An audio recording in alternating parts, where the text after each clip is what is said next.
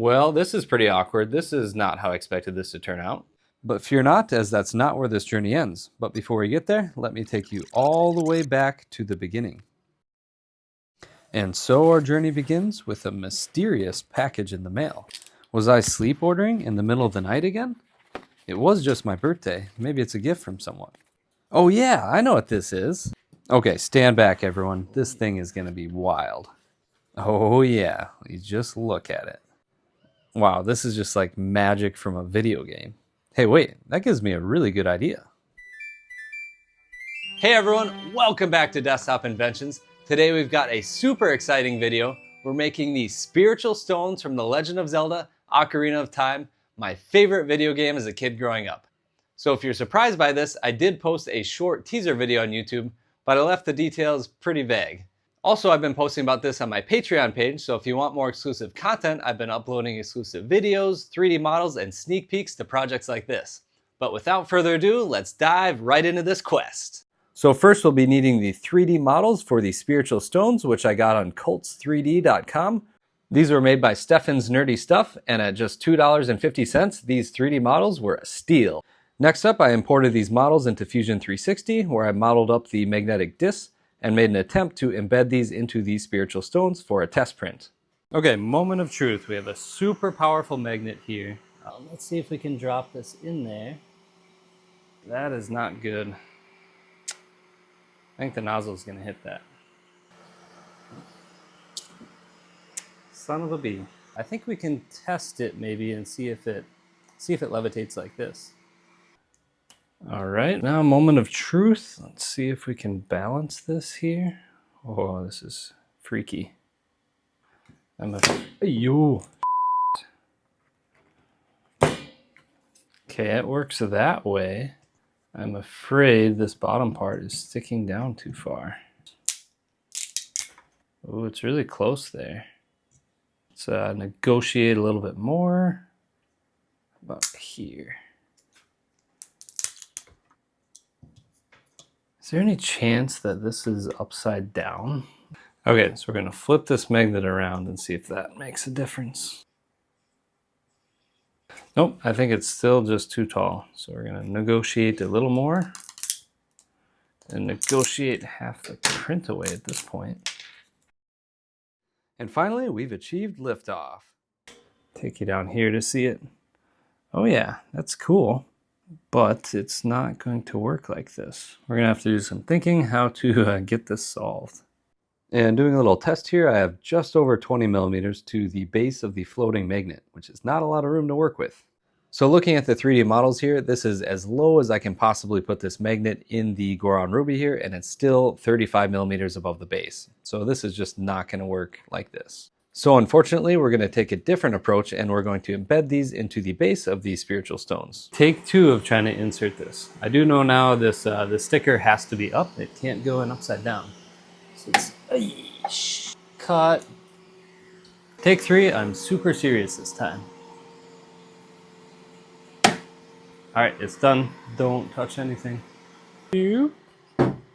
So although I had the magnet inserted perfectly this time, the super strong magnet was actually messing up the fans in the printing head. So I got this error message and couldn't proceed. All right, take 4 if you can believe it. We're gonna put this in the top very carefully. It's in there. All right, so the print finally finished out this time and it's got a magnet embedded in it. It's got pretty good bed adhesion now with this magnet in there.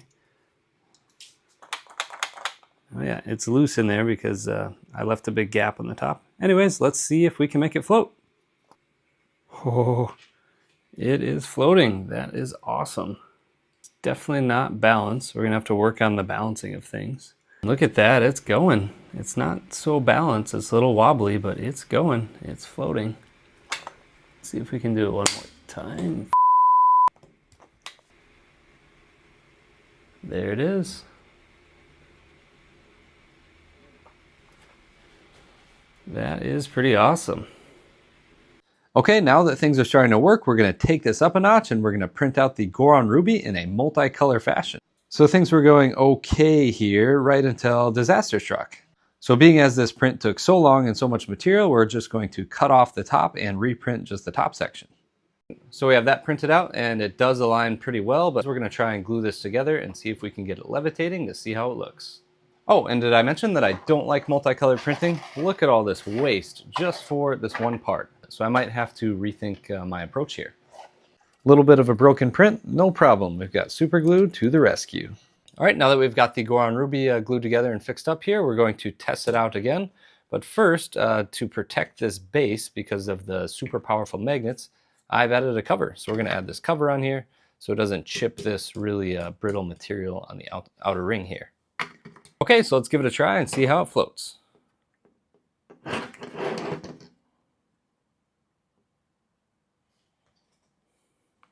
A little bit wobbly. So it's pretty cool, but I'm not a big fan of the wobble and the lean. So since this base here is a little bit ugly, I'm going to do some testing and take away some of these magnets and see what's the minimum amount of magnets I can use to levitate this stone here. All right, so here's my super awesome idea for a magnet splitter. Long story short, it was a 3D printed wedge plus a putty knife to try and drive the magnets apart. Let's see if this works. It did not work. Back to the drawing board. So now I have the V2 magnet splitter, which is honestly much more simple and much more safe than the previous version. So we're going to take our stack of magnets, put it in here, and this is just going to push and shear off the magnet. Let's try it with 4 magnets now.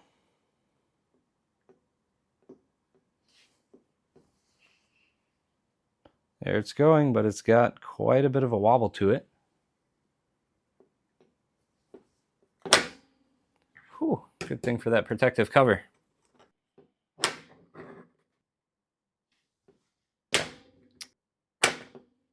Okay, it doesn't like 4 magnets very much.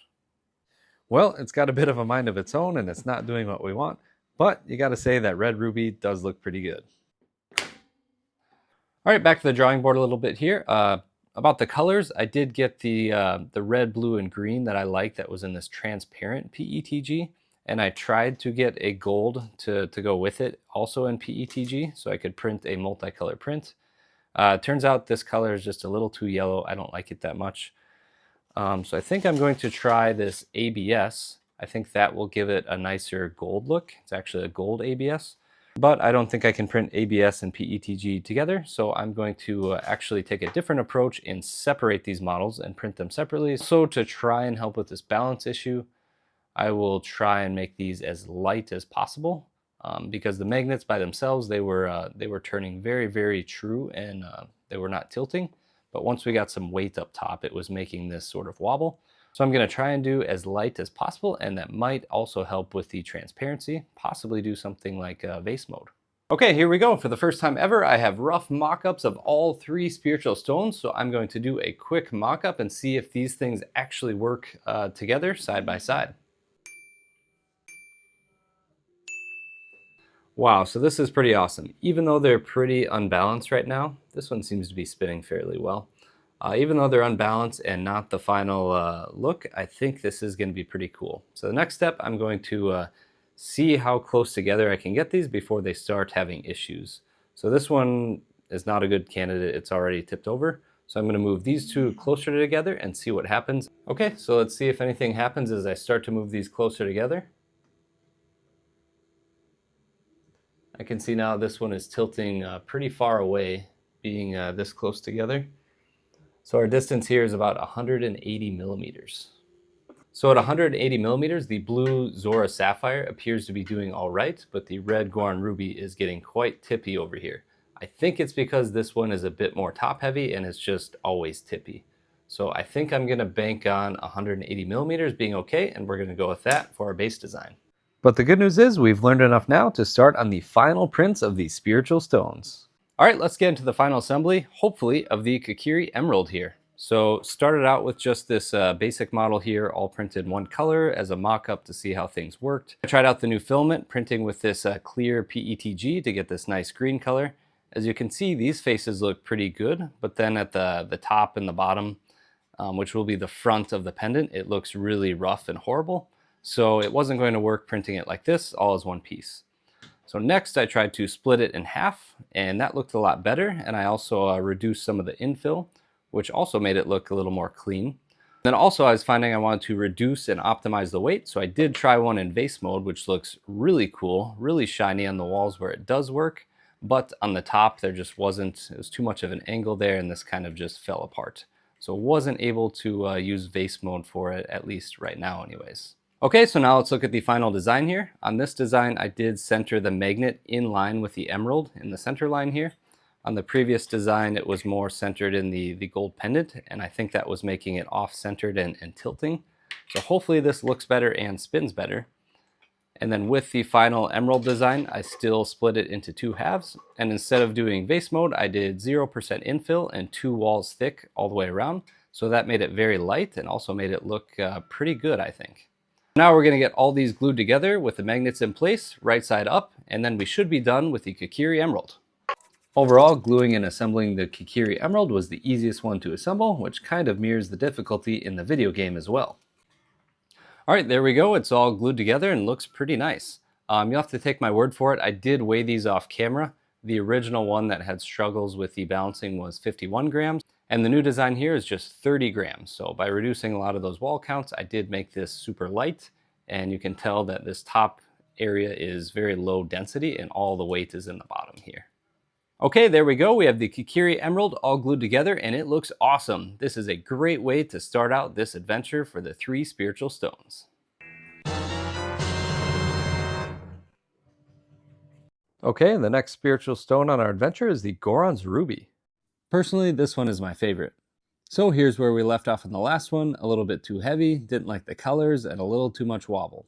So hopefully we fixed all those things. You can see the print finish on the new ruby here, and it looks awesome. Again, with this one we did 2 walls and 0% infill. Okay, now let's take a look at the weight savings. The original one was a whopping 70 grams. And now the new one is weighing in at just 23 grams, a huge difference. Now for the gluing and assembly of this stone, this one had just 3 pieces, so it was more simple in that way, but it was tricky to get it to snap together just right. Okay, we're all wrapped up with this one and it looks great. So now let's move on to the final stone, the Zora Sapphire. And this one was by far the most tricky and difficult to assemble, with all these parts printing out loose and needing to be assembled. So let's go ahead and weigh this for reference as well before we get started with assembly, and this one's coming in at just 27 grams. So this spiritual stone has more parts to assemble than the other 2 stones put together. And we'll just set this here to let the glue dry. That's really convenient. Oh no, we have like an undercut angle here. Can I just... Oh yeah, just snaps into place. That's perfect. Mother effer. Well, that just broke the base. Just a minor setback, nothing a little super glue won't fix. Now we can continue with assembling the top piece here. So here I'm using the magnetism to my advantage. I put the Zora Sapphire on the side of the steel post so it can hold this, this position upright so I can glue together this little sapphire. Finally in this build I can find a way to make these magnets work for me and not so much against me. And finally, we can finish this up with getting the last 2 stones glued into place. And here is the final result of all the hard work, the printing and the experimenting. It is just so surreal. It's just like walking right into the Temple of Time and getting ready to pull out the Master Sword with these 3 gems. Okay, that's where we're going to end the video today. It's been a super awesome journey seeing all 3 of these spiritual stones come to life. I hope you enjoyed the video as much as I enjoyed making it, and I really appreciate all the support I get from you guys. The liking, the subscribing, joining me on Patreon, it all helps and it all means a lot to me. But this project is not completely finished yet. I still need to make a baseboard, a backboard, and a few finishing details. But I did promise to get this video out to you guys, so I'm going to do my best to get that released as soon as possible. And thank you so much, and we'll see you next time at Desktop Inventions. Oh, and just to prove this isn't a hoax, I'll do the magician thing. I'll show there's no strings holding up these stones. It's all true levitational magic.